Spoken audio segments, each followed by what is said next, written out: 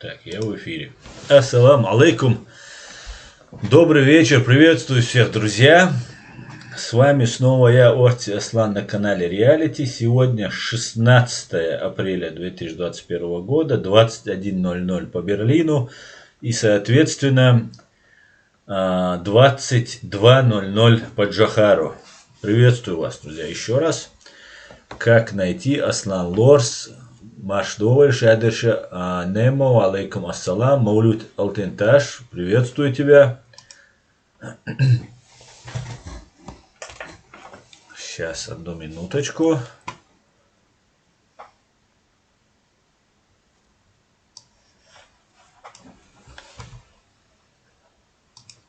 Так, все наладилось.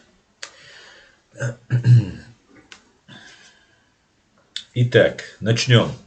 Сегодня я хотел бы вас посвятить в ту новость, которую я наблюдаю последние эти дни, когда Россия стягивает войска к границе Украины. Вообще все началось с того, что Байден назвал террориста, убийцу, массового убийцу, военного преступника убийцей. Просто согласился, что да, он убийца, сказал. Массовый убийца, соответственно, такой же убийца, как и террорист, в принципе. Такое более общее такое значение имеет слово убийца.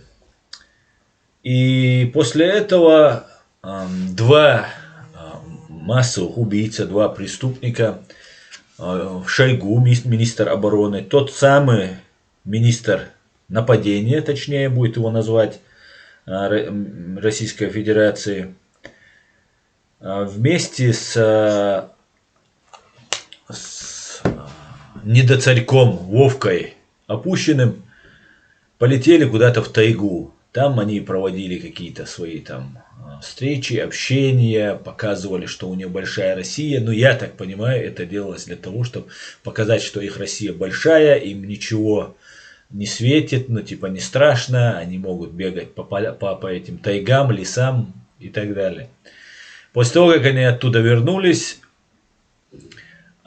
Шойгу, министр нападения России, выдвинул войска в сторону границы Украины. Делалось это демонстративно, что вот 100% они сейчас нападают на Украину, там, ну и так далее. И вот час X настал. Собрались они на границе с Украиной, и что-то нужно делать. Или нападать надо, или же нужно отступать. Отступать — это опуститься. Но мы к этой теме вернемся. И сейчас я вам хочу показать одно видео, которое сейчас не относится в данный момент к этой теме. Я вам хочу показать видео, которое прислал мне наш друг, наш подписчик. Как найти? Он уничтожает очередной паспорт. Очередной паспорт фашистской России избавляется от оков, которыми они нас опутывают. И если бы мы чуть-чуть могли бы предвидеть и понимать, большая часть нашего народа, мы бы пришли к выводу, что этот паспорт — это их оружие. Оружие по кабалению, по порабощению нас. И те люди, которые делают паспорта или снимают себя с розыска, там, с российского, имеется в виду, с Интерпола, конечно, нужно снимать себя, бороться за это. Но российское законодательство, российские законы мы ни в коем случае не можем и не должны признавать. Как только мы признаем их юрисдикцию, мы становимся россиянами. Находясь на территории России, конечно, мы вынуждены соблюдать законы, юрисдикцию, которые они нам навязывают. Но при всем при этом мы должны понимать, что это все нам враждебно, это вражески, и никак это не должно становиться нашим. Вот ни при каких обстоятельствах. Да, надо делать, если нужно какие-то дела сделать, выехать из России, да вообще жить в России. Нужны загранпаспорта, российские паспорта нужны. Но при возможности от них надо избавляться. И избавиться от своего паспорта — это очередной раз показать, продемонстрировать. Это, конечно, не стопроцентное доказательство, но это показывает и миру, и друг другу нам, что мы являемся противниками от России и не собираемся быть никогда с Россией и россиянами. И вот наш друг «Как найти» прислал видео. Давайте посмотрим его, и потом я еще скажу пару слов.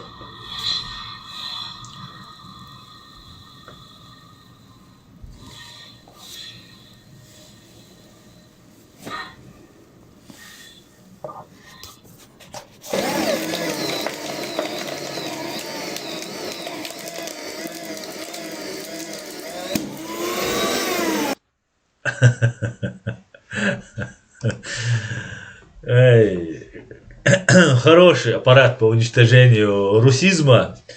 Большое спасибо. Баркалдерис Хойлон, как найти. Далси дуэла. Остальным я хочу сообщить, господа, если вы хотите избавиться от своего паспорта, конечно же, у вас должен быть какой-нибудь документ. Да? Если вы живете в России, мы не призываем вас последовать за нами и сделать то же самое. Но если вы здесь в Европе живете, вы этим самым демонстрируете свою неприязнь, этого вклад в нашу борьбу, в наше общее дело. Это вообще ничтожный малый вклад, который мы можем себе сделать, и абсолютно без каких-либо затруднений для себя. Да? Ну, если мы решили, конечно, для себя, что Россия — это нам не друг, и это враждебная нам страна. Аслан Лорс, например, сделал с открытым лицом. Там следующий парень у себя выложил это видео. Узник его было, ник его Узник был. Он это сделал с голосом. Как найти вообще без голоса, и даже было видно, что на нем перчатки. До того ему, видимо, противно докасаться до этого паспорта. Поэтому вы каждый можете сделать, вот как это сделал, как найти. Да? Вам не обязательно голос свой говорить. Можете на бумажке написать свое имя или что вы этим имеете в виду. Например, принимаю и передаю эстафету «Порви паспорт фашистской России». Все, и рвете его, этого достаточно. Да, отсидевший узник, спасибо тебе, Чечня, не Россия, что подсказал. Отсидевший узник Хусам Нэнса, да, ищи паспорт. Короче говоря, еще одно радостное сообщение. Вот вчера, который отсидевший узник порвал паспорт, вы его голос слышали, он на чеченском говорил. Его супруга тоже последовала и порвала свой паспорт. Что это супер.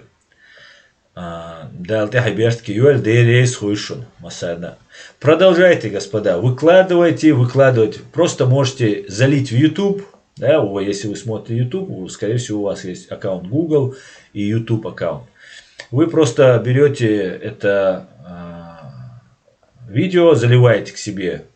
Там буквально 30 секунд его достаточно, да, без слов, если его делать.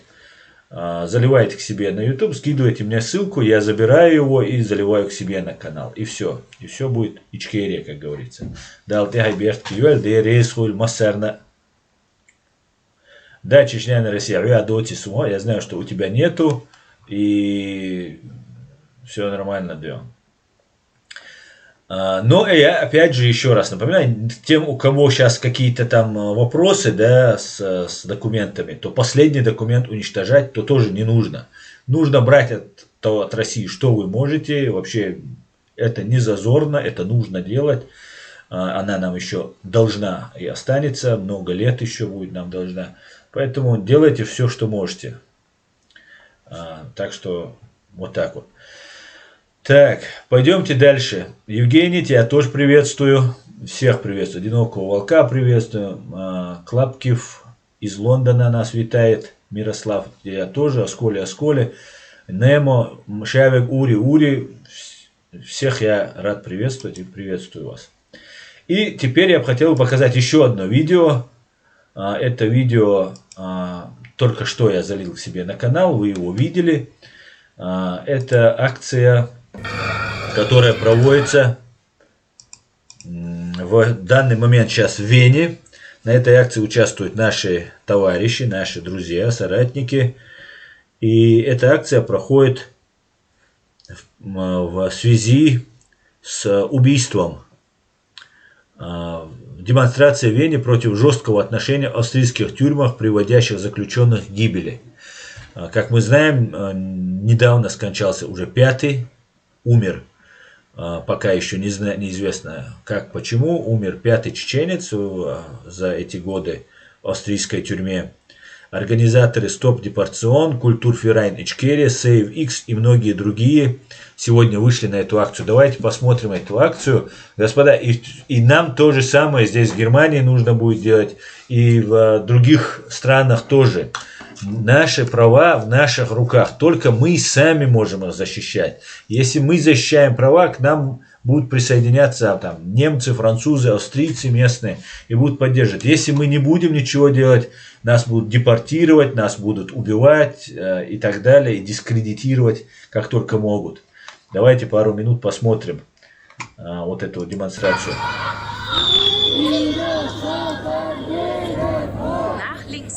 Wir sind heute auf der Straße, weil wir gegen Rassismus demonstrieren. Против расизма мы сегодня идем, говорит. Hier wurde in der Justizanstalt in Stein rassistisch behandelt, weil er Tschetschene war. Jetzt ist er tot. Ну, то, что происходит в юстиции, дискриминация чеченцев. Die rassistischen Feindbilder waren und sind in Russland weit verbreitet. Und dieses Bild haben auch die Rechten in Österreich übernommen, benutzt und verbreitet, um Wahlen zu gewinnen und Stimmung zu machen.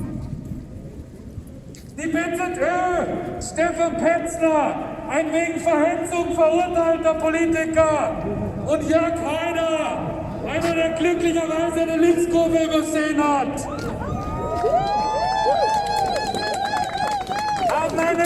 Bitte mit dem Rauch ein bisschen weiter weg, weil ich kann das nicht reden, danke. Haben eine Kampagne gestartet, in der sie davon gesprochen haben, Kärnten soll tschetschenenfrei werden. Sie haben absichtlich rassistische Bilder von Tschetscheninnen verbreitet. Die sind in den Köpfen verankert.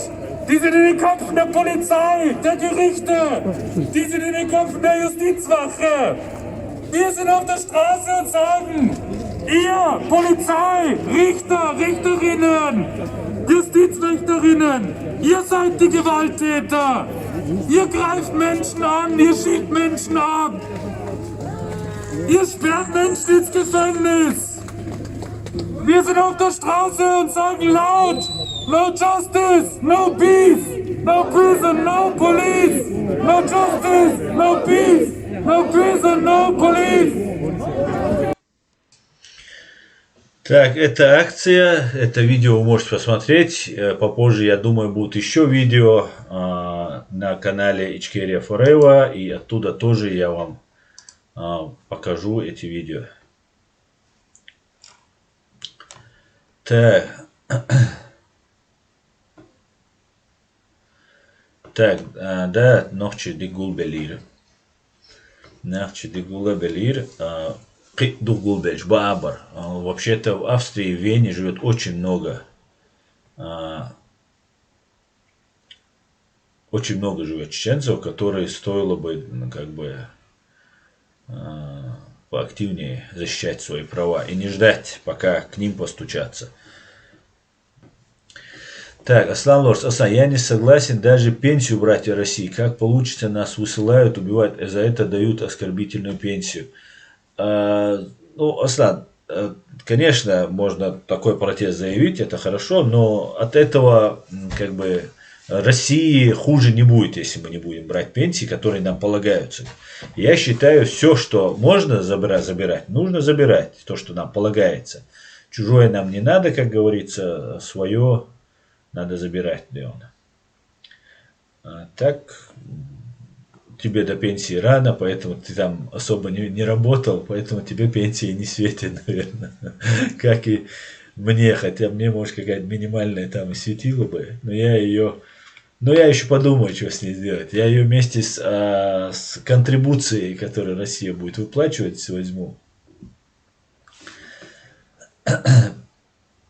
Так, как найти? Самое угнетает то, что наших ребят потихоньку воруют на результат, а народ немало видит только красивую картинку, которую преподносит кадыровская пропаганда. Да, как найти? Это есть, но все исходит из того, что мы находимся в тяжелом положении. Да? Мы пережили геноцид, и мы фактически в заложниках. Как бы что ни говорили, да, вот, например, мы находимся в каком-нибудь зале, забегают террористы русские и захватывают нас. Все, кто начинает сопротивляться, например, там на 100 человек, 30 они убивают из нас. Да, женщин, детей, мы видим, каким жестоким способом убивают. Остальные 70, понимают, что если ты рыпнешься, убьют твоих детей, твоих женщин, твоих родителей. И молчат. Вот в таком, реально в таком, без преувеличения. Но когда мы себя ведем хорошо, да, то есть выполняем требования террористов, то террористы нам разрешают там перемещаться, они нас там, мы сидим в этом зале, не кидают туда гранаты, как это они с самолетов делали, когда нас бомбили. Вот в этом положении мы находимся. И когда мы себя ведем хорошо, а из нас есть еще там группа, из этих 70 человек, оставшихся в живых там, один человек или полчеловечка помогают тем террористам. И вот в таком положении мы находимся. Вот такая вот у нас приблизительная ситуация, поэтому пока рассчитывать на тех, кто находится дома, мы не можем. Наоборот, мы их должны всячески помогать им. Да? И эти люди в заложниках. Если бы, например, что-то можно было бы делать там, да, не без угрозы сесть в тюрьму или быть убитым, то я думаю, многие, кто тоже там начали бы активно защищать права, что-то говорить, делать. Но вот ситуация у нас такая. И только мы можем им помогать. А их мы должны, наоборот, призывать «Шайдагара махаэтлаш». «Шайнхиетага махаэтлаш». «Ху адир душун цар». «Динвай оман дир душун цар». Просто тхокузадыр әл, оғырдүй цар әл. Шай уже қех, шай қаяч. Будешь? Вайдин омана высылка и рюгинаци дирюгу адиду. Дагар махаэтк. Дагар махаэт. Доуладу, шай дагар махаэт. Сейчас на карандаш дуй, сейчас взять мадает кцай. И вот такая вот у нас очень сложная ситуация. Но ситуация меняется. И на нашем канале всегда сообщаются хорошие новости. И сегодня я тоже вместе с вами посмеюсь над фашистской Россией. Итак, как я начал в начале своего стрима с того, что войска фашистской России подтянули границы Украины и начали угрожать. Я это вижу так. Братик, так называемый братушка, обманным путем захватил часть квартиры братика, братишки. И когда братик начал возмущаться, пригнал всю свою вот эту ораву бандитскую, приставил нож к горлу и говорит: вот сейчас я тебя зарежу, давай сдавайся. И какой-то вообще посторонний человек с Америки, там, из океана, говорит: тормози, ты что делаешь? Ты же сейчас зарежешь человека, что ты делаешь?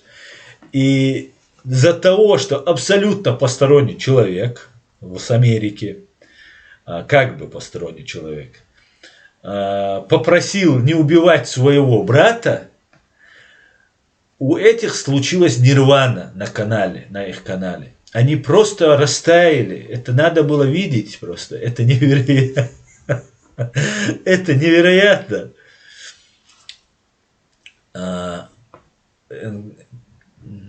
Байден просто сказал, давай поговорим. Неизвестно еще о чем поговорим. О чем просто поговорим, неизвестно. Может, он ему сейчас пакт войны будет вручать, да, в Третьей войне обычно так и делается. Ну, обычно это послы вручают.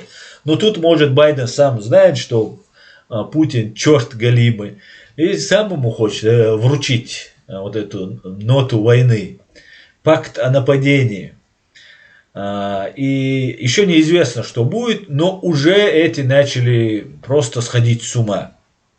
Вот, Путин всех переиграл. Я вам сейчас покажу несколько вот вырезок из Соловьева. И сами поймете, как они смешны, как они ничтожны. Они этого заокеанского дядю презирают. Вот всей душой они его ненавидят и презирают. Так только как американцев презирают и ненавидят в своей жизни среди вот этих людей. Я видел только так они ненавидят и презирают чеченцев. Больше я никого так не видел. Я даже был удивлен, как же так, столько Америка для них делает, а они ее так, ну ладно, мы воюем, мы слабые, и как бы, как говорит русская пословица, и, наверное, это только русская пословица, слабого только ленивый не обидит. И вот также ненавидят американцев. Странно, конечно, но ладно. Во всех вузах последние, ну, наверное, 10-15 лет, вот, милицейских, каких-нибудь там спецвузах, в юридических вузах, каждый урок, милицейские там академии, милицейские школы, там и ГБшные, ГРУшные, тем более, каждое занятие, каждая лекция начиналась о том, что Америка враг. Это уже лет 10-15. Даже может быть больше. Я не знаю, куда смотрели американцы. Зависли мы, да? Зависли? Ну вот, у нас начинаются проблемы. У нас начинаются проблемы. Ну что поделаешь? Если бы они нам не создавали проблем, мне показалось бы, что я занимаюсь не очень важным делом. Да, уже отвисли. Хотя, может быть, это и не их вина. Так вот, дорогие мои друзья, началась такая истерия, что позвонил Путин. И вот они подтягивают войска к границе. И вот мы сейчас нападем. Вот держите меня семеро, как говорил Марк Фейгин у себя на канале. И что эта тема работает. И уже Пьянтковский, которого я не подозреваю в связи на гибню, уже запричитал. Ой, господи, боже мой, зачем сделал Байден ему этот звонок там и так далее, и так далее. Соловей в этой программе у Фейгина начал говорить, да, это такая схема, типа, молодец, там не может скрыть этой радости. А радость в чем? Радость в том, что Путин теперь может отвести эти войска. Ему уже позвонил Байден. Давайте посмотрим, что делают американцы. Вот, на первый взгляд звонит Путину и как бы дает ему возможность, ну, не полностью уничтожает. С одной стороны, это, ну, как бы, ну, слабак, можно сказать. Ну, как ты так делаешь? Ну, а если с другой стороны, ведь на карту поставлены жизни людей, ведь если он нападет на Украину, даже если на часть Украины он нападет, это же погибнут люди. И спасти хотя бы одного, 10, 100 человек, это уже же огромное достижение. Мне кажется, это был просто гениальнейший шаг, который был сделан президентом Соединенных Штатов Америки. Он им звонит, дают им сутки. За эти сутки у русских происходит просто эйфория. Они сходят с ума просто потому, что сейчас сделал Байден. Теперь можно... Они же понты. Это все понты. Да? Конечно же, он может напасть на часть Украины. Силы есть часть Украины отжать, убить тысячи людей. И, скорее всего, большая вероятность, что все-таки он это может сделать. Хотя после звонка чуть-чуть там, может, что-то изменилось. Но, скорее всего, он это может сделать. Потому что ему в любом случае нужна война. Ему нужно отвлекать внимание. Ну, давайте я вам хочу показать вообще, какая была реакция вот этих пропагандистов на то, что Байден им позвонил. Давайте посмотрим.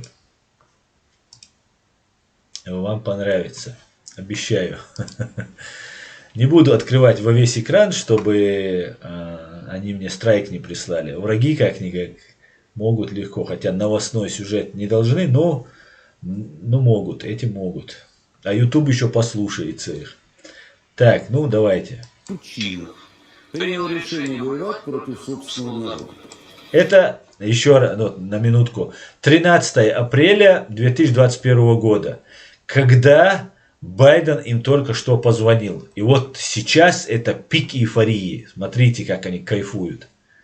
Все я вам не буду показывать, но всю передачу они просто кайфуют от этого. На Западе преступления Киева не замечают. Зеленский уже собирает вещи в Париж на встречу с Макроном. 16-го они встретятся. Но все эти новости теряются. Невкусно. Потому что в третьей стране Байден будет встречаться с Путиным. Тут уже сразу остроумно была предложена встреча в Минске. Прекрасный выбор. Я думаю, что и Лукашенко поляну накроет. Но это, конечно, сразу вот моментально все фигуры, которые были расставлены. Вы слышите это все? Все меняется, все меркнет, да, все померкнуло, весь мир померк. Все фигуры расставлены, просто все поменялось. Позвонил самый ненавистный человек из Америки. Слушайте дальше. И определенным образом они как-то приходится теперь думать иначе. Карен Георгиевич, к чему это все ведет? Что это все значит? Вот этот Карен Георгиевич, это конченый подонок просто и мерзавец Шахназаров. Такая просто мразятина самая настоящая. Он очень аккуратно высказывается в отношении чеченцев, очень всегда высказывает, я давно за ним слежу, очень пытался быть аккуратным, но всегда вот эта имперскость, вот это лизоблюдство, оно всегда у него преобладало. Но бывал аккуратно, потому что знает, что можем спросить. Может спросить. И обязательно спросим. Если русский народ не спросит, то грузинский, украинский и чеченский точно вот с этих людей спросят. Потому что они очень важные виновники вот этих всех наших бед. Давайте послушаем, что скажет Карен Шахназаров сейчас. И потом через 2 дня в этой же студии, что говорит Карен Шахназаров. Его аллегорию, его сравнение с покерной игрой. Просто получите удовольствие, друзья. Ну, мне кажется, я уже говорил как-то в вашей программе, что мне показалось, что нынешняя ситуация вокруг Украины развернулась диаметрально. И Россия стала, на мой взгляд, весьма успешно использовать сложившуюся ситуацию в этой игре. Это, знаете, это напоминает, ну, я не знаю, все играли в покер, да? Кто играл, помнит, что покер – это комбинация карт, которая открывается, и есть ситуация, когда прикуп уже взят, а карты скрыты, и игроки увеличивают ставки. Вот мне кажется, вот такая ситуация происходила сейчас, вот это мы наблюдали. Вот эти перемещения российских войск, переброски воздушно-десантных дивизий, это все было часть этой игры, так же, как с той стороны часть игры была там ввод в Черноморское море американских фрегатов. Ставки все время повышались. Но разница была, в чем было преимущество, на мой взгляд, Российской Федерации в этой игре. Потому что, в принципе, Запад уже... Мы знаем, что Запад может сделать и что он не может. И самое главное, было понятно, что Запад ни при каких обстоятельствах воевать за Украину не будет. А вот западные наши партнеры, как их всегда интеллигентно Владимир Владимирович называет, не знали этого. Поскольку со стороны России было продемонстрировано и не раз в последнее время твердые заявления о том, что в случае какой-либо провокации в отношении Донбасса Россия применит свои вооруженные силы, и было понятно, что это будет не остановка не в Мариуполе, а в Киеве, и, так сказать, со всеми последствиями для государственности нынешней Украины. Вот мне кажется, в этой ситуации я, в принципе, ожидал чего. Короче говоря, он, в принципе, ожидал уже. Ожидал и надеялся, что... Давайте дослушаем, просто была реклама. Подобное. Извините, но мне казалось, что должно было... Вот сейчас Байден, это что значит? Знаете, когда ставки повышают, потом один игрок говорит: стоп, вскрываемся. Вот сейчас, собственно, предложение Байдена: встретимся и вскроем карты. И обсудим вообще, как из этой ситуации договориться. Мне показалось, или где-то только что кричал Зеленский: я первый хотел поговорить с Путиным, я первый запрашивал. Смотрите, как издеваются. Потому что... Эти-то ладно, издеваются, эти на работе. Вот эти, один-два там украинца бывают, которые сидят и просто позорят, я не знаю, это, гниды, их лишить гражданства просто, однозначно. Если это не засланные агенты украинских спецслужб, то их надо лишать гражданства просто на раз-два. Это измена Родины, они позорят Украину, там стоят. Ну ладно, не о них сейчас речь, давайте послушаем. Потому что главное на чем в данной ситуации Россия поймала Запад и Соединенные Штаты, что... им сегодня Украина более важна, чем нам. Как это ни странно. Она им более важна, потому что у них нету, для них потеря Украины — это тяжелейшее поражение. Это тяжелейшее поражение, и это подтверждение того, что они уже не лидеры. И не лидеры уже. И в этой ситуации... Им просто сделал Байден звонок, они уже сделали из этого, уже Америка не лидеры, что уже все, карта, все изменилось. Ну вот они ждут чуда. Не будет чуда, пропаганда. Они, в принципе, они, может, и знают, что не будет никакого чуда. Прекрасно знаем. Еще 2 года назад, когда я начинал вести стримы, да и вообще, когда вот эта русско-украинская война началась, я уже тогда понимал, что с Украиной и с Россией, и с Америкой обстоятельно и навсегда, надолго отношения испорчены. И пока не будет один из них кто-то наказан, и не будем бить по ватной роже и указывать на ватную рожу, кто будет из них наказан, эти 2 страны не могут отступить. Да? И в любом случае Америка или должна перестать быть той Америкой, которой она только сейчас на взлете при всех минусах.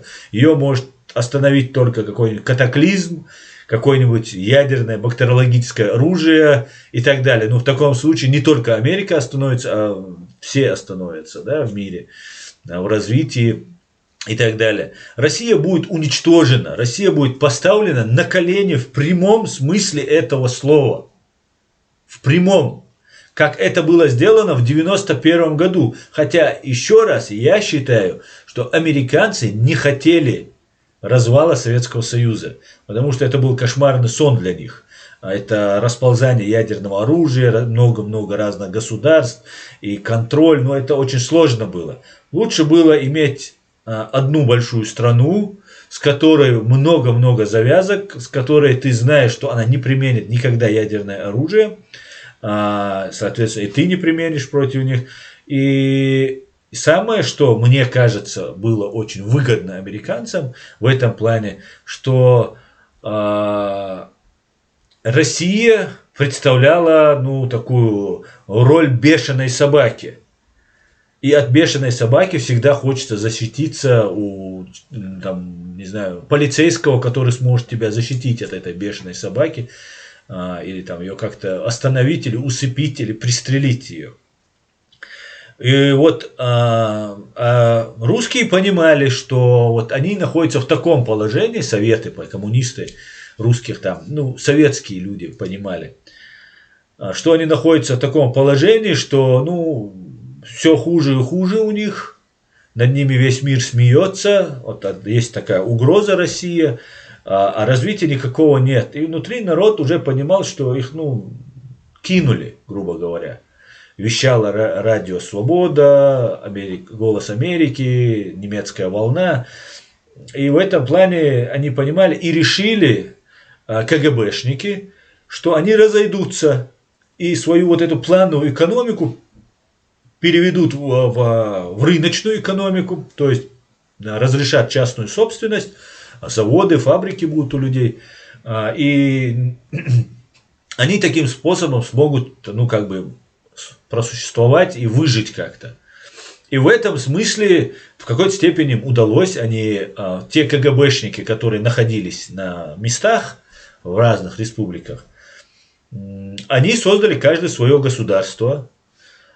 И как бы не враги друг другу, была договоренность, да, попробовали потом создать СНГ, да, что вот это будет переформатирование в СНГ, этого не получилось, оно потерпело крах. Некоторые республики вышли, некоторые халтурили, динамили вот эту систему, пытались как-то строить свои государства, но получилась большая часть республик были захвачены теми же КГБшниками, которые владели этим СССР на самом-то деле. То же самое произошло, например, с Российской Федерацией. И та волна, борьба людей за независимость, за права, за демократию, она в многих республиках, в том числе РСФСР, была возглавлена агентами, как это сделал Ельцин, например, агентами. Некоторые были, ну, действующими, например, там, в Грузии Шеварднадзе, да, там, кто там, в Казахстане, в Азербайджане, ну, везде вот были, в Украине то же самое было.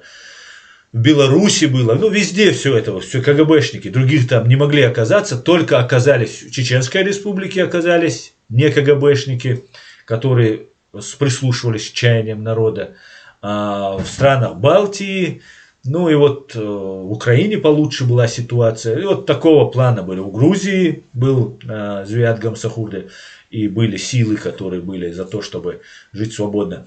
И как таковое, ну, не все гладко произошло, как хотели КГБшники, но при всем при этом, как только же они чуть-чуть сформировались, свои имперские войны с новой силой русские начали, и это было Приднестровье, потом Ингушетия, когда они уничтожили сотни людей ингушской национальности для того, чтобы втянуть Чечню в эту войну и начать вот против генерала Дудаева или уже президента Дудаева войну. Ну, им не удалось это все сделать, и потом они уже долго раскачивали, и уже в 94-м открыто, уже не скрываясь, вошли. То же самое они могли сейчас сделать в Украине, попробовать сделать. Ну и, возможно, еще вероятность есть, что это может быть. Это может быть. И вот тут одним звонком Байдена просто все изменилось. Рухнула Америка, рухнул весь мир, и Россия вот расцвела. Нет, этого не будет, уважаемые или неуважаемые россияне, и уважаемые, и неуважаемые россияне. Не будет этого, никогда этого не будет. Вы уже сцепились с такой силой, которая вам не позволит вытворять ваши вот эти финты, которые вы выкручивали. Да? Теперь за вас взялись. И за Путина тоже. Да, ваш Путин может применить ядерное оружие, может еще что-то сделать, чтобы там остаться. Но опять же, как с Советским Союзом, Америка, да, наши интересы и наше видение чеченцев, там, других людей, украинцев, грузин, это одно, это наше видение. А есть американское видение. И американцы, я считаю, что как во время Советского Союза, американцы не будут спешить уничтожать Россию. Бешеная собака, она более интересна, чем убитая собака. Да? Ну, конечно, у американцев много экономических, других завязок с Россией, и они будут пытаться наносить удар так России, чтобы урон, получаемый самой себе Америкой, был минимизирован, вот, доведен до минимума.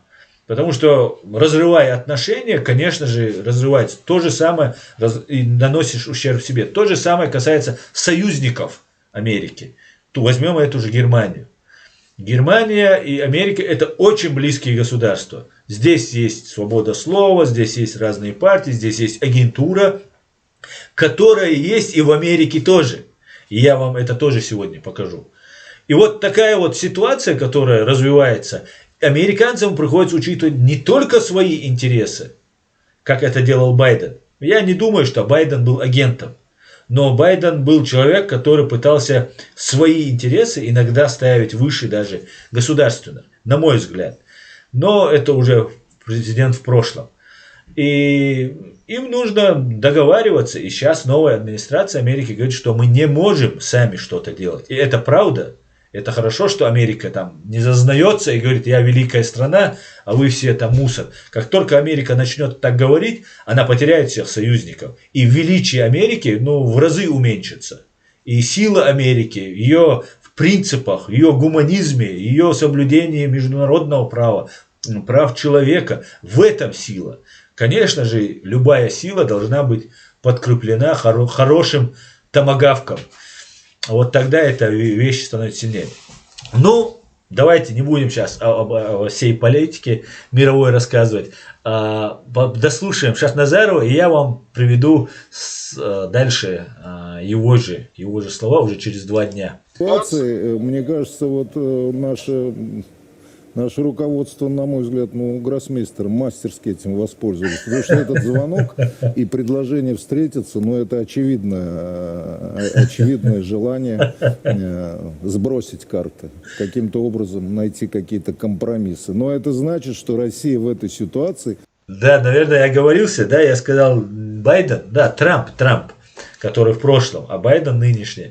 Приобретает возможности в определенной степени диктовать уже свои условия. Это может касаться и Северного потока, диктовать условия, и Донбасса, слушай, и многих других. Они уже начали раскрывать. Сейчас Соловей расскажет вообще и про Донбасс, Северный поток. Короче, пальцы вот так уже пошли, короче. Вещей, о которых в последнее время говорили. На мой взгляд, это очень интересная ситуация, но в ней еще есть момент такой, о котором мы часто говорили. Но Соединенные Штаты потеряли лидерство. Это уже очевидно. И вот это факт, который говорит об этом. Это потеряли лидерство. Американцы, вы знаете, что вы потеряли? Вам вот этот... пропагандону сообщает. Но на самом деле это именно показывает то, что у них нет возможности никаким образом сегодня повлиять на Российскую Федерацию. И они полностью зависят от тех решений, которые будут приняты Российской Федерацией на Украине. Вот мне кажется, вот слышали? Игра... Американцы полностью зависят от того, что сделают американцы. Русские то, что сделают. Аллах, дай мне, Аллах, сил не умереть от смеху до конца этого эфира. Ну ладно, давайте посмотрим теперь, что говорит вот этот. Этот Соловьев все больше становится похожим на пингвина, вы заметили? Особенно вот в этой своей форме, которую постоянно носит. Такой... Вот предыдущего, это вчерашнее, это от 13-го было, позавчерашнее, да, от позавчерашнее. Потом, вот сейчас перед вами он уже 14 апреля, уже на 2-й день. Давайте посмотрим здесь, что про Псаки уже говорит. Уже у них поступают новости, уже поступает информация, еще конкретно ничего не сказано, не объявлено, но уже сигналы начали поступать. И витязи чуть-чуть заволновались. Главное, с каких пор Америка стала предсказуемой страной? Столетиями у них была предсказуемая внешняя политика. Проявление Трампа привело к тому, что вышли из Парижского соглашения, куда сначала всех заталкивали 2 ногами, теперь обратно вошли. Разрушили все союзы Трамп. Теперь обратно говоря. Все договора военные. С нами договариваются об одном в Финляндии, не выполняют ничего из того, о чем договорились, ничего не сделают. То есть, о чем с ним говорить? Дал Меркель 2 конфетки, приходит другой, тоже с Меркель плохо. То есть, о какой предсказуемости, прозрачности и понятности могут говорить американцы? Они даже своих пониманий не знают. Раньше они хотя были последовательны, теперь ничего нет. Так я как раз хочу этим и завершить. Давайте послушаем Псаки. Выступление Псаки они обсуждают. Так вот, я про это и говорю. В этом и есть сила нашей сегодняшней позиции. Псаки, ну послушайте, что сказала Псаки, это еще уровень наглости, конечно, зашкаливающий. Это уже первые сигналы поступили, и Соловьев говорит, это, короче, сигналы наглости, которые поступают. Наш подход к отношениям с Россией таков. Мы ожидаем, что отношения будут вызовом. Будут продолжаться сложные разговоры. Мы готовы с ними иметь дело. Байден не говорил, что он вообще не будет общаться с этим террористом, хотя следовало бы. Но ради спасения людей, и ответственность лежит на Трампе, не на мне, поэтому я думаю, правильное решение, все-таки нужно общаться. Я бы не стал бы все равно. Relationship with Russia is one where we certainly expect the relationship to remain a challenge. We expect there will be continued difficult conversations. We are prepared to confront those. But our goal is to have a relationship. Но наша цель иметь отношения с Россией, которые являются предсказуемыми и стабильными, вести разговоры и диалог. Predictable and stable. And having a conversation or a dialogue, which the plans will need to be developed. Нужно будет разработать план, это будет первым разговором на таком уровне об этом. Цель, конечно, быть чистыми, открытыми в областях, где мы не согласны и беспокойны, но также работать вместе, где это во взаимных интересах. Of course, be honest and candid where there are areas where we disagree and have concerns, but also work together on areas where there is mutual interest. Президент предложил провести саммит с Путиным, чтобы снизить напряженность. Это термин mutual.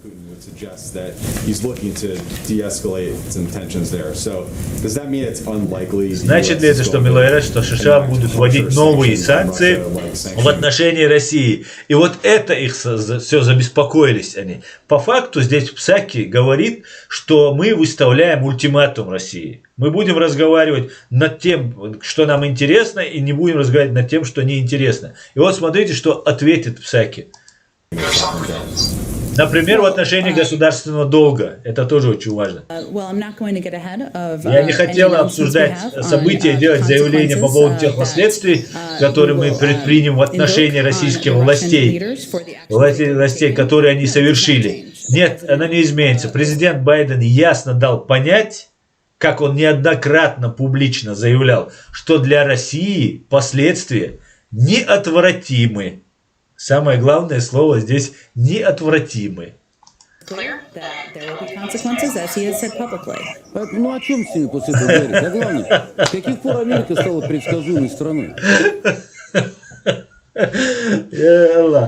Уже Соловьев 2 раза уменьшился, бедолага.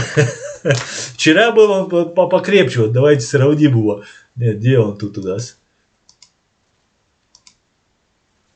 Вот здесь орел такой, а здесь уже такой бедненький. Но это еще не все. И, конечно же, чтобы завершить соловьевский вот этот помет, я вам покажу вчерашнее выступление. Вчерашнее того же самого Шахназарова. Немножко вам этого Соловьева, а потом Шахназарова. Давайте посмотрим. Помните, да, что Россия, Америка развалилась, все уже на шахматной доске все изменилось, Байден позвонил, мы это, то, все. Вчера они уже говорят, о чем с ними договариваться, уже сомневаются. Сегодня смотрите, что они говорят. Ну, вчера точнее уже, 15-го. Санкции, санкции, санкции. Вот я не знаю, как мы будем на этот раз отвечать, потому что обычно мы стабильно и предсказуемо не очень жестко отвечали. Наша зеркальность была и не сильно-то зеркальной. Нечем отвечать, Володя. Мне кажется, что пора задать себе несколько вопросов и четко понять, что ну хватит уже. Ну пригласили мы американского посла в МИД. Да, были очень жесткие заявления, что российские санкции неотвратимы и прорабатываются разные варианты. А разные варианты-то какие? Ну просто какие? Но то, что мы видим сейчас, на мой скромный взгляд, то, что в Америке произошло перехватывание инициативы. То есть я глубоко убежден, что то, что мы наблюдаем, это, если угодно, проявление драки бульдогов под ковром. Сначала команда, близкая к Керри, продавила идею звонка Байдена Путину, что, конечно, вывело из себя, и это ясно, потому что то, как недовольно Псаки комментировала этот звонок, и ее комментарии были слишком эмоционально окрашены, что человек в этой должности, даже с такой застывшей улыбкой, прям вспомнилось человек, который смеется. Ощущение, что просто подрезали и оставили, поэтому улыбка никуда не девается у Псаки. Свело. Но она давала комментарии очень сильно по тональности, расходившиеся от официального пресс-релиза Белого дома. И вот теперь санкции, и, наконец, Псаки счастлива. Смехотворно выглядит после этого заявление Блинкена о том, что хотят встречу. При этом наша сторона уже сказала, что не, за несколько недель мы не успеем встретиться.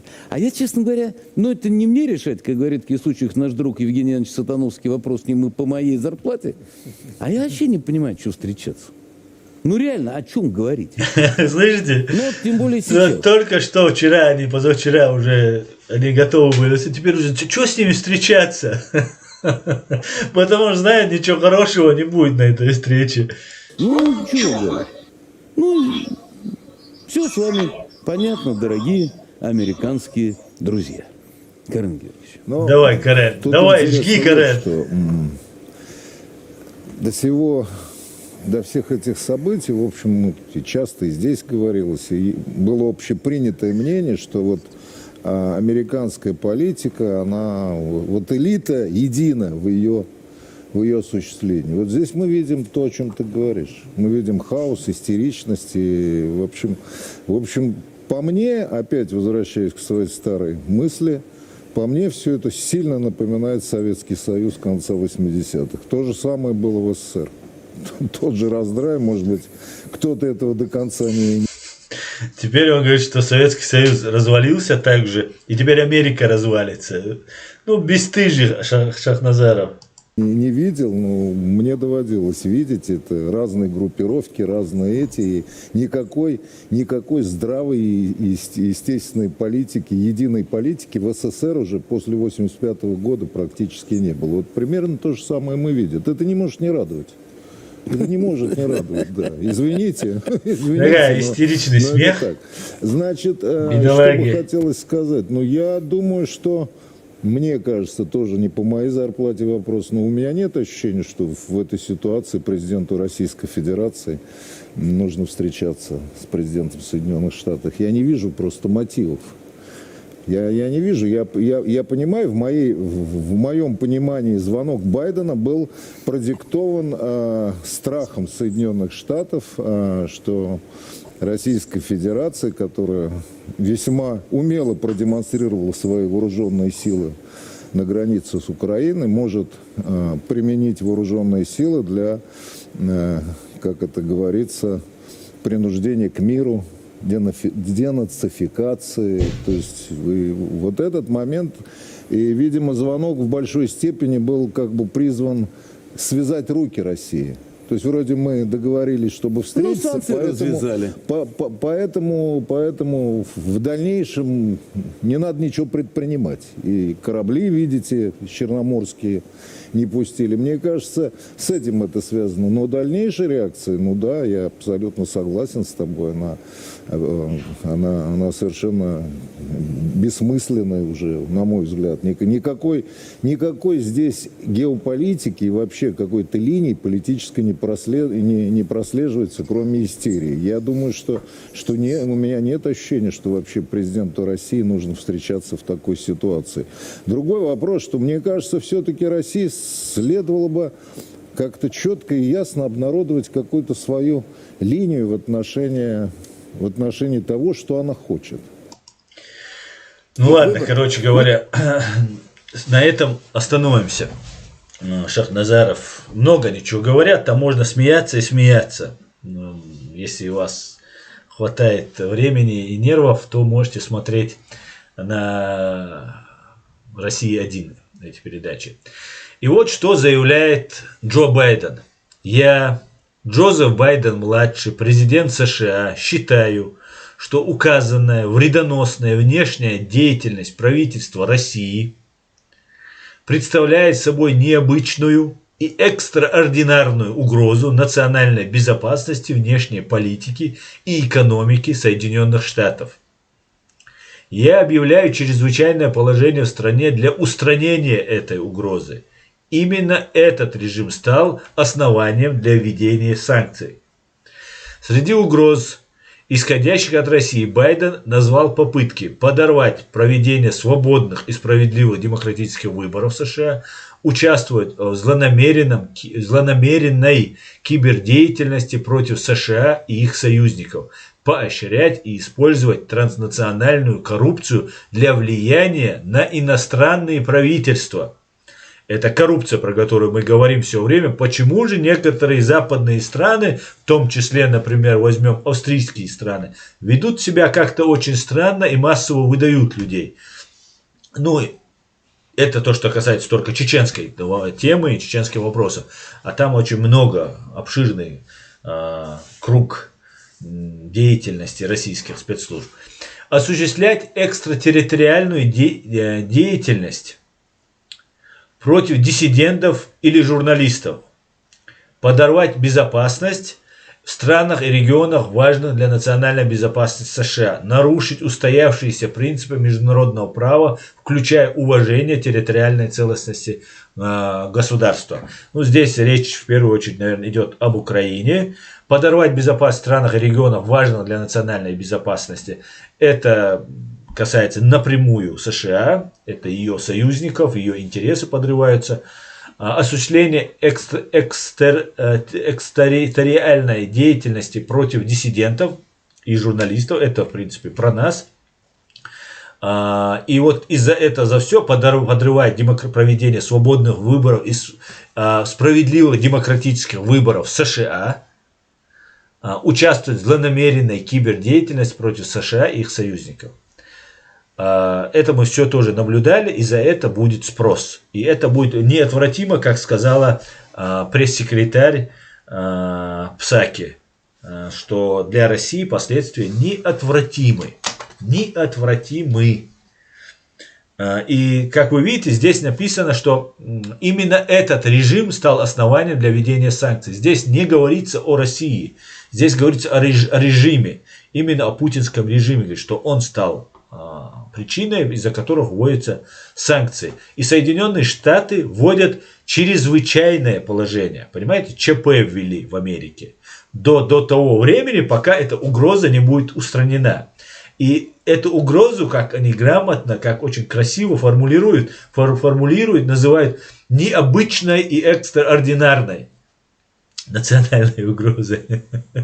Даже не потянули на нормальную угрозу. Просто клоуны. Назвали клоунами, короче. Да, опасными клоунами, очень опасными клоунами, что вводят чрезвычайное положение. Но вы назвали вот Путина и вот эту всю шайку ничтожествами, клоунами. Что меня, например, очень забавляет, и я очень доволен. Я, конечно, знал, что к этому все это придет, но я не знал, каким способом это будут делать, какие у них ресурсы, как они все это делают. И теперь давайте послушаем, что говорит Фейгин и Соловей в программе у Фейгина. Оба тоже тащатся. Фейгин делает вид, что не тащится, но тащится. Соловей это так вообще не скрывает. Причем Соловей это как бы противник Путина, там, что вот он за какую-то там свободу там, и так далее. Ну, обычный мерзавец и фашист. Конечно же, я не знаю, почему его тут...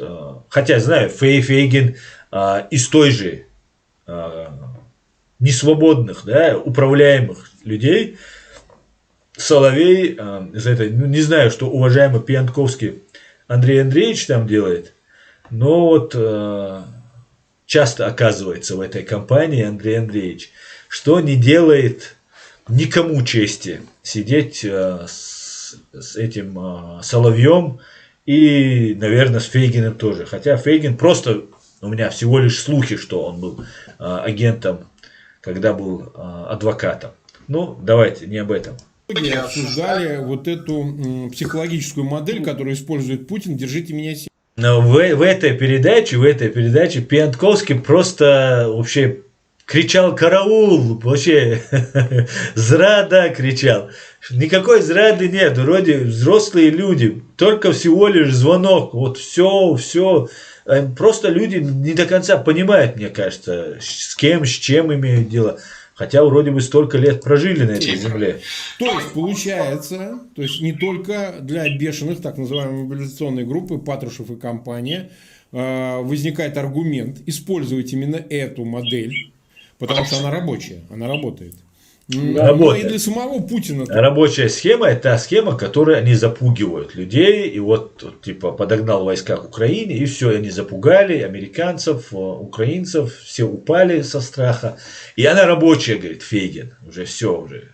То есть внутренняя уверенность, для человека, которому 69 лет исполняется, то есть он себя может почувствовать уверенным, что именно так. Пьянковский отвернулся от слова 69 лет. Что ты вообще думаешь, Фейгин? С тобой сидят люди, которым 69, 70, и ничем они не хуже тебя, поверь мне. И чувствуем собственного достоинства и в 70, и в 80, и просто сил не бывает, а дух остается тот же, поверь.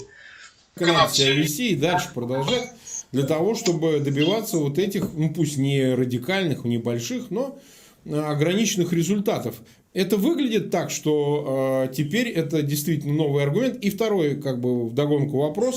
Но, на ваш взгляд, можно предполагать, что есть некая конфиденциальная подоплека, о которой с американской стороны говорит Андрей Андреевич, что, возможно, было какое-то здесь и коммуникация через Керри, соответственно, Чубайс, там выше, ниже, неважно. То есть, они каким-то образом повлияли на Байдена, что надо позвонить, надо поговорить. Путин же обращался за звонком, когда вы его назвали киллером, и так далее, и тому подобное. Можно ли предположить, что звонок – это результат деятельности такой команды в окружении Байдена с одной стороны, и доверенных лиц Путина, которым поручено было это проталкивать, вопрос с другой. Выглядит ли это так? Марк, это очень хорошая и справедливая постановка вопроса, потому что буквально полчаса назад, или минут 40, я общался с человеком, которого можно отнести к тех, кто находится в бункере или в окрестностях. Я не мог не сказать, что, в общем, они оказались правы в своих расчетах. Он ответил мне всего лишь одной репликой. Ты бы знал, сколько нам за это пришлось заплатить. Слушайте. Он не расшифровывал. Но я полагаю, что речь шла не о военных и морально-психологических ресурсах, а, скорее всего, о туго прессованных пачках зеленых банкнот. Интересно. Хотя и в цифровом виде. Вы слышали, что только что сказал этот пропагандист, КГБшник, враг русского народа и всех других народов в том числе. Соловей только что сказал, что сколько нам это стоило, типа за взятку. Байдена уже дискредитирует. Он сообщает, что за взятку, хоть это и было в цифровых, типа биткоинами заплатили. Только что заявляет Соловей об этом. Дальше. Он не расшифровывал. Это первое. Второе, я потом еще скажу, есть еще один элемент в подоплеке, в том, что не явно. Второе, почему американцы, Байден сейчас обратился, военные приготовления России стали выходить на финишную прямую. Вот так вот. Об этом доложил. Вот так, получи, фашист, гранату. Вот так, они уже вышли на финишную прямую, и вот они сейчас бы уже всех побили бы. Вот тот Байден испугался. Американская разведка, это было понятно всем разведслужбам, и эти приготовления выглядели максимально серьезными. Мы, Марк, где-то неделю назад как раз, 12 дней, по-моему, если быть точным, даже меньше, обсуждали и говорили, что эта попытка силового шантажа преследует цель добиться результатов, демонстрируя силу, но не применяя. Американцы, и не только американцы, отнеслись к этой демонстрации архисерьезно. Вот так Давайте говорить без обиняков. Украина не смогла бы выдержать русского удара, по крайней мере первого. Я не знаю, что было бы потом. Война – это непредсказуемая вещь. И второе, никто не хочет умирать за Украину. Никто не был готов ей оказать ту помощь, которая, казалось бы, достаточной, чтобы противостоять российскому вторжению. И третье, самое интересное. Вчера или позавчера были переданы те требования, которые Россия выдвигает Украине. Это очень важно. Так, вот, уже Украине уже выдвигают требования, смотрите. Это непосредственно Соловей, человек, который вещает из Кремля. Их таких много. Вот кто непосредственно от Путина, от окружения Путина, от этой банды, которая вещает. И он выдает эту всю информацию. Иногда за ним полезно следить, но конкретным людям, наверное, надо конкретно за ним следить. Но все слушать этот бред, который он очень профессионально, надо признать, очень обученно вкладывает человеку в голову. Мне, наверное, нужно у него взять уроки, как разговаривать, да, перед камерой. Потому что, убедительно рассказывает, да, обученные и, так, убеждают. Но бред, если чуть-чуть человек имеет там критическое мышление, он сразу может разобрать, что вчера он говорил одно, но даже если не сразу, через какое-то время он может раскусить вот эту лысую человекоподобную особь. Давайте послушаем. Первым стоит абсолютная безоговорочная подача воды в Крым. Вот так вот. Срочно украинцы воду подали. Срочно. Ничего себе здесь. Путин войска развернул. Всяких условий. То есть можно предполагать, что на это условия пойдут? Американцы будут убеждать Украину. В этом как раз камень преткновения, потому что, скорее всего, это будут передавать украинскому президенту даже не американцы, хотя, может быть, они подкрепят этот ультимативный список, но передаст, допустим, французский президент или кто-то другой. А они будут встречаться с Макроном, Зеленский буквально на днях. Это предположение. Это было бы логично, потому что украинцы очень хотели вмешательства Соединенных Штатов в конфликт. Естественно, бы хотел, чтобы Соединенные Штаты выступили защитником. Я думаю, что Соединенные Штаты не захотели бы потерять такую репутацию. Но так или иначе, этот список требований или пожеланий, мне сказали, что первым стоит не пожелание, а именно требование. Требуем. Что такое? Мы у вас всего лишь там часть земли забрали, и вы нам воду перекрыли. Ничего себе, быстро вернули нам воду. Требуют, видите? Дай просто ватнику там палец, он тебе руку откусит. Сидит только звонок, заметьте, только звонок. Еще неизвестно, что будет. Потом уже стало ясно, что и санкции наложили, про них я вам тоже сейчас все расскажу подробно. Санкции очень серьезные, высылаются дипломаты, и дальше будет только наращивать будет американская администрация свои это давление на русских. Потому что все, другого разговора не будет. В ультимативной форме с ними будут разговаривать. И все равно сидит, только звонок сделал. Требуем воду дать. Мы требуем, чтобы вы покинули чужую страну. Вы захватили, убили 15 тысяч вообще чужих граждан. Вы 300 тысяч у нас убили. Требуем. Не хочу сейчас ругаться.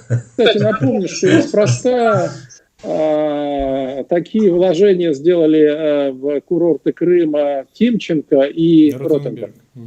Насколько я знаю, им были даны некие устные обещания о том, что вода там появится. Появится. Путин будет сам таскать ее в ведрах.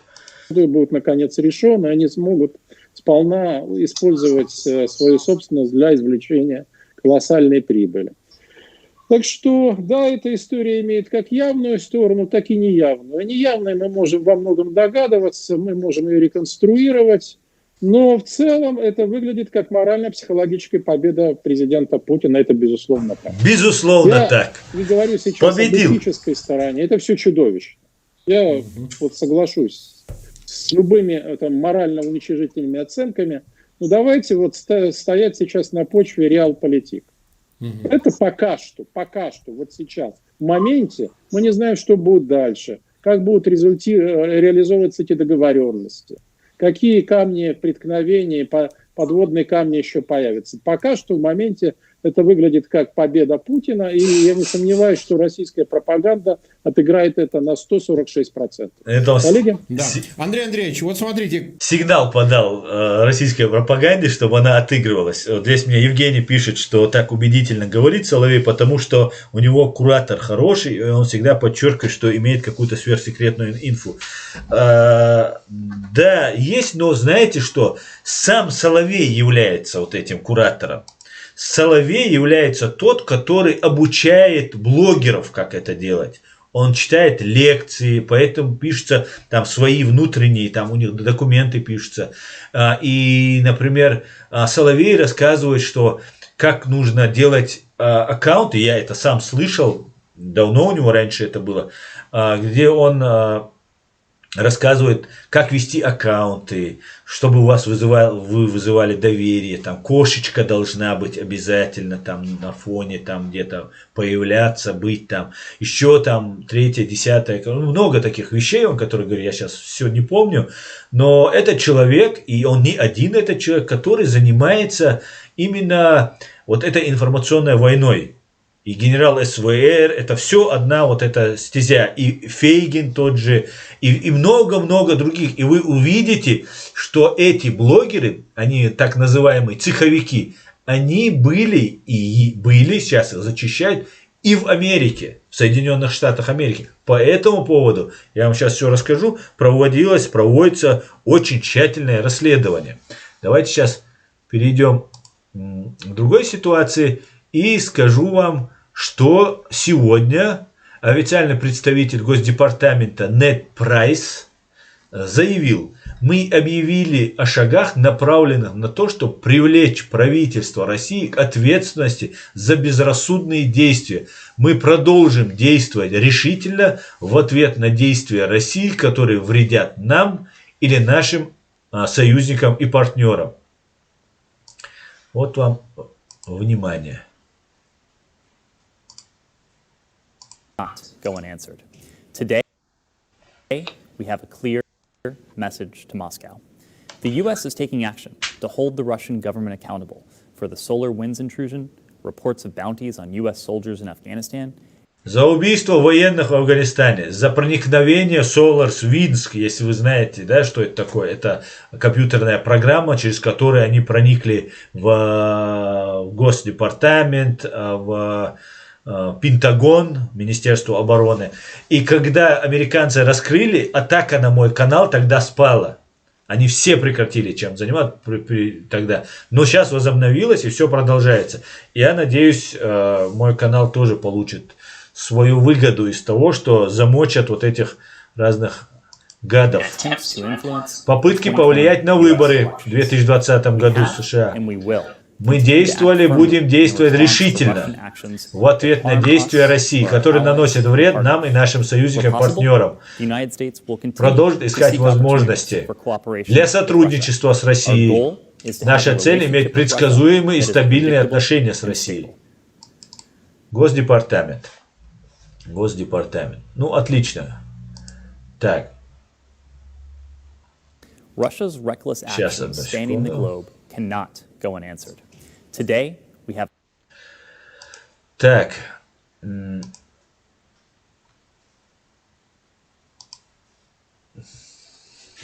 Сейчас я вам покажу.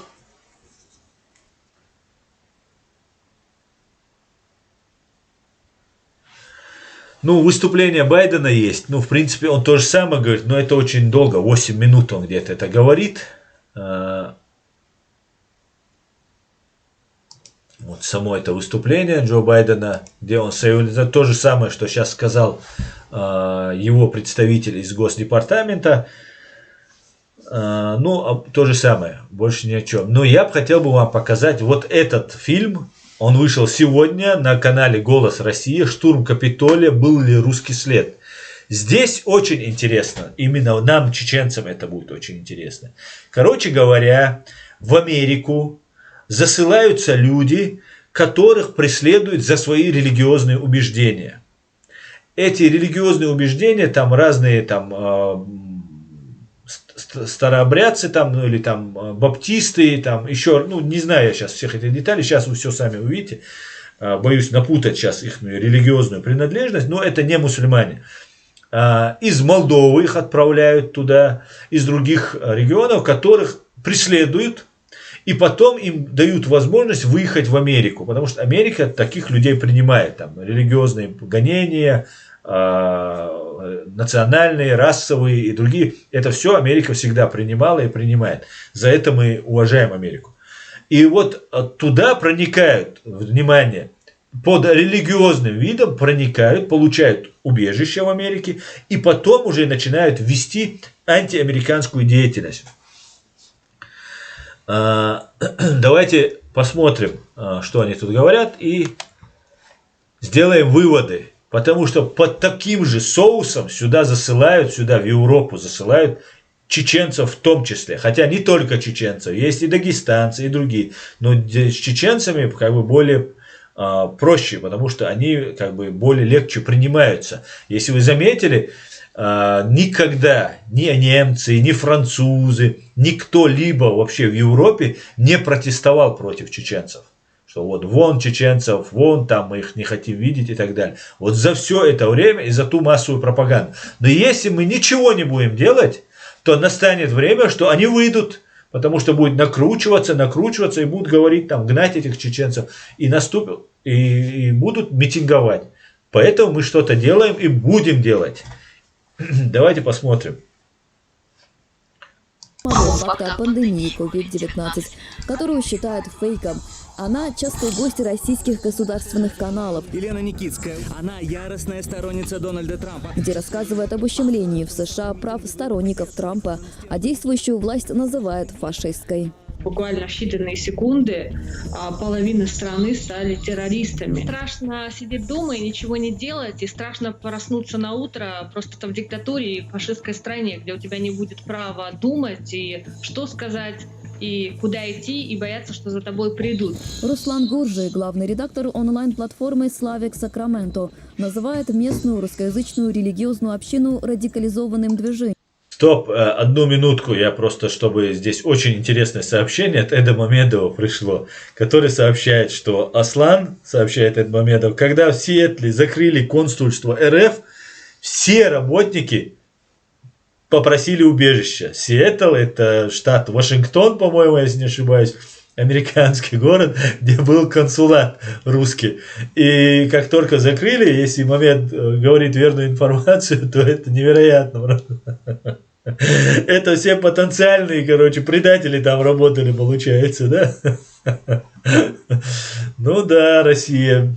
Все плохо у тебя, Россия, все плохо. В котором еще послушайте, пожалуйста, внимательно. Моя семья преследовала за веру в Беларуси. Мой дедушка сидел в тюрьме за нежелание взять оружие и сражаться за советской армией. Вот. Мой отец был пастором. И вот мы тоже по этой визе и по этой линии приехали в Сакраменто. И там около 100 с чем-то церквей, вот примерно такого духа. Не все, конечно, но многие. Вот. И в какой-то момент они очень сильно радикализовались. А теперь уже тенденция пошла. Церкви идут в Вашингтон. Люди верующие лезут на баррикады политические. Это уникальная возможность, между прочим, для Кремля зайти в Америку через задний двор. Хотя русскоязычных жителей не так много, мы знаем, здесь до 10 миллионов. Но это уникальная возможность бесплатно зайти. Я не думаю даже, что и Кремль платит. Просто он тупо ее использует как мягкую силу. Блоги русскоязычных сторонников Трампа, которые распространяют дезинформацию, популярную среди консервативных американских групп, начали появляться с 2017 года. С нами на связи из Соединенных Штатов. У них до несколько сотен тысяч подписчиков. Все они зачастую обсуждают одинаковые темы, не ограничиваясь внутриамериканскими. Я действительно верю, что очень многие, подавляющее большинство этих людей реально поверили в эти конспирологические теории. А я не верю. То есть это то, что Москва называет полезные идиоты. Это не я обзываюсь, этот термин ввел еще Ленин. И со времен большевиков в российских спецслужбах он используется. Вот как раз в отношении людей, которых используют вслепую. Есть еще специфика именно религиозной эмиграции из России. Люди его поддерживают. Во-первых, это люди, бежавшие от коммунизма в основном, да? И Трамп себя позиционирует как последний светоч капитализма и всех своих противников объявляет там социалистами, коммунистами и так далее. И вторая специфика этих людей – это, конечно, недоверие властям, которое тоже у нас часть нашей культурной специфики, потому что, были основания. Вот это менталитет советского беженца. Соответственно, он переносится в Америку. Многие русскоязычные блогеры, сторонники бывшего президента Трампа, участвовали в протестах в Вашингтоне 6 января. Я спрашивал людей, а что происходит, а что будет. То есть, я как бы исполнял свою функцию, скажем так. Выиграл свою роль. Они говорят, будет Ерихонский марш. Я говорю, что такое Ерихонский марш? Вот мы придем с плакатами, будем кричать USA, USA, Трамп, Трамп, Трамп, и будем стоять вокруг Конгресса. Вот это то, что люди... Это слово Ерихонский марш, вы понимаете библейскую отсылку, Ерихонская труба, такое популярное словосочетание в русском языке. Вот это то, зачем люди приехали. Они приехали для того, чтобы их голос был услышан и увиден. Я был в Капитолии, но дело в том, что мы зашли не со стороны главного газона, а мы оказались сзади. И, естественно, я получил свою долю патриотического участия. Я поскандировал там, я поднялся на ступеньки, и потом еще раз поднялся на ступеньки и посмотрел в глаза тем людям, которые были вокруг меня. А потом пришел один из членов нашей группы и сказал, что с той стороны стали запускать слезоточивый газ.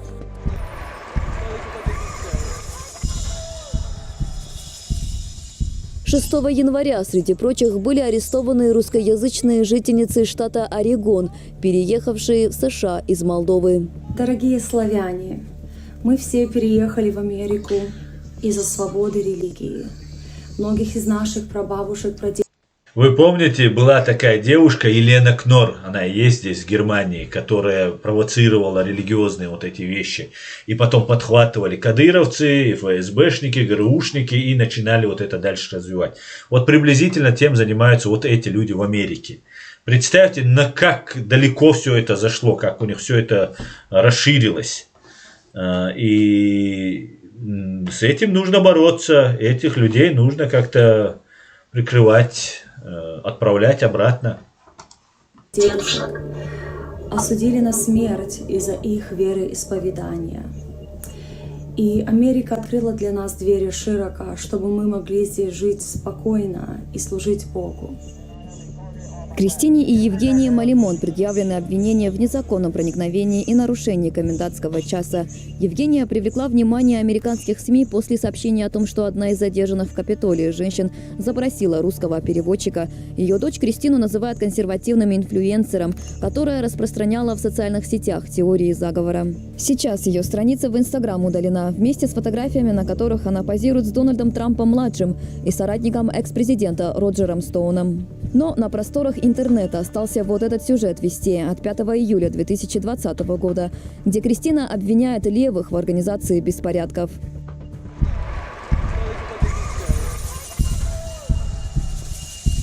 Слова «Россия» и служба внешней разведки России вот тоже очень интересно. В судебных документах по федеральному делу, заведенному на участницу штурма Капитолия Ралли Джун Уильямс. 22-летняя жительница Пенсильвании обвиняется в насильственном проникновении в Капитолий и краже ноутбука из офиса спикера Палаты представителей Нэнси Пелоси. Свидетель W1 утверждает, что друзья Уильямс показали видео, на котором она забирает ноутбук или жесткий диск из офиса спикера Пелоси. По словам свидетеля W1, Уильямс собиралась отправить компьютерное устройство другу в России, который планировал продать его службе внешней разведки России. Согласно свидетелю W1, передача компьютерного устройства России сорвалась по неизвестным причинам, и Уильямс либо до сих пор владеет компьютером, либо уничтожила его.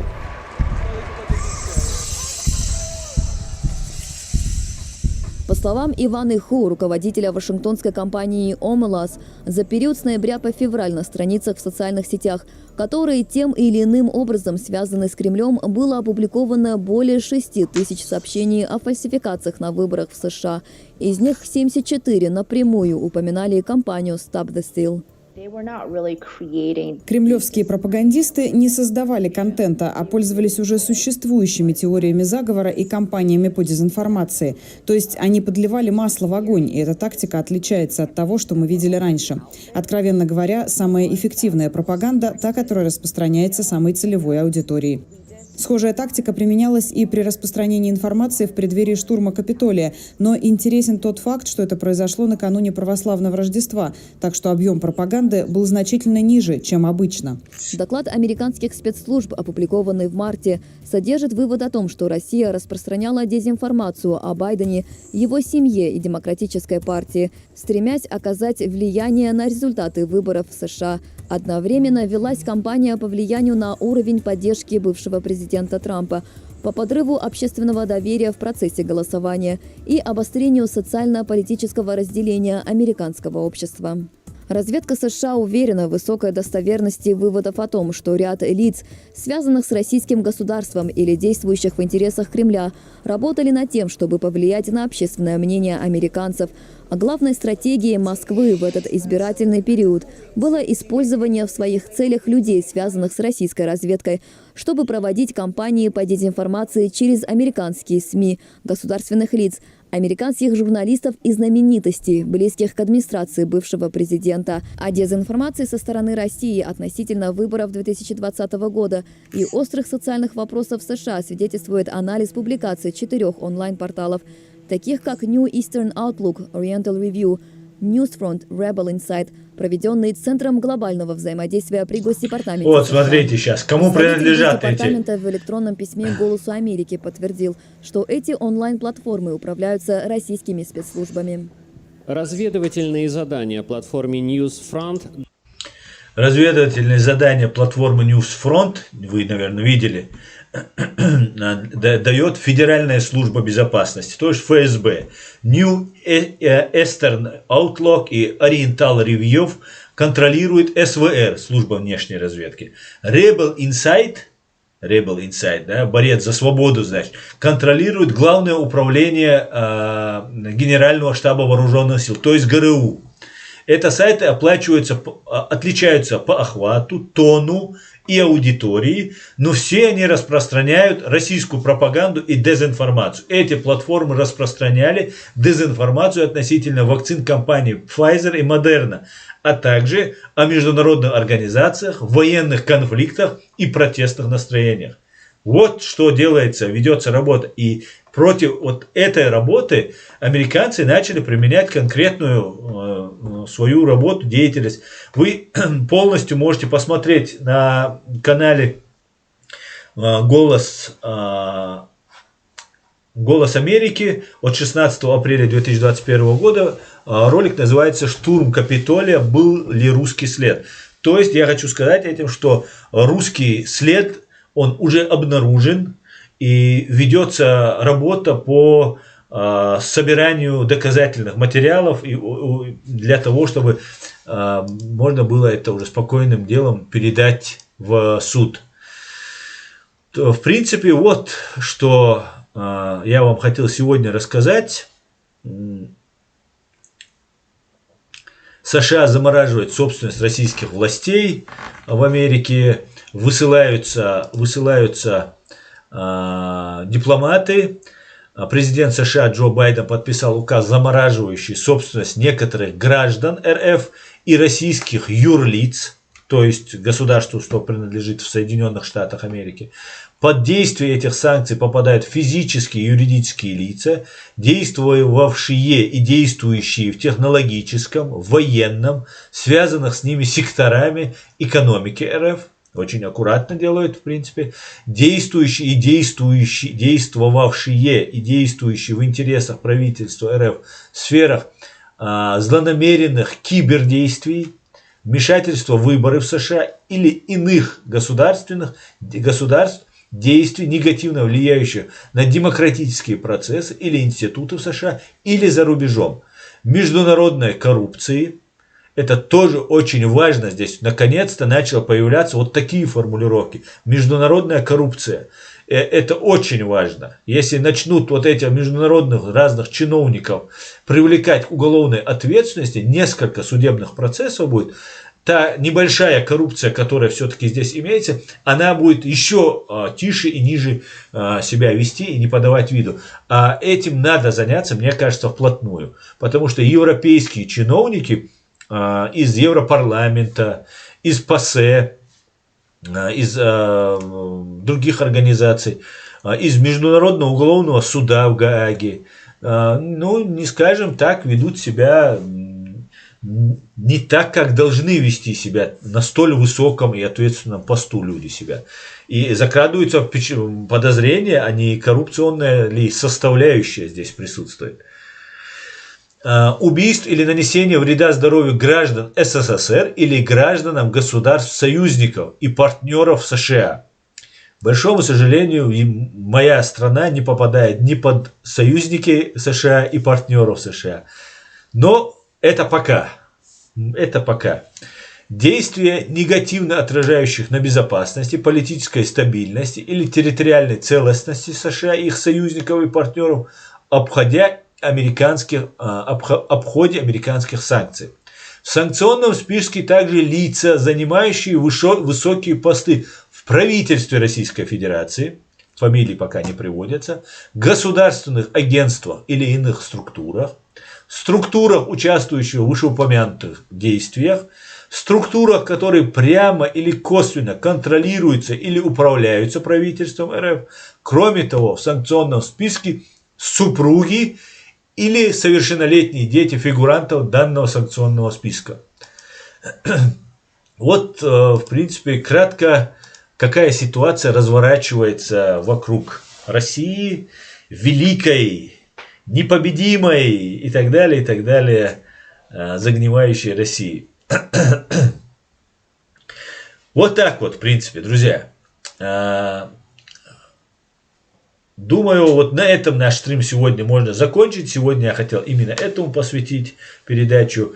В понедельник, да, Алла, мы выйдем с новым эфиром. Может быть, в субботу или воскресенье, завтра или послезавтра мы выйдем на чеченский стрим. Следите за объявлениями, за анонсом. Обязательно заранее буду вас оповещать. Так что все отлично, дорогие мои друзья. И, как говорится, все будет ичкерия. Все будет ичкерия. Ассаламу алейкум. Ади кёль маш оль вежери ижери. Дал эту бойлой. Дал тулам лойлой. Дал нису баку тулюэль. Всего самого хорошего, друзья. Спасибо, что смотрите. Спасибо, что поддерживаете. Всего самого хорошего. Ади кёль маш оль.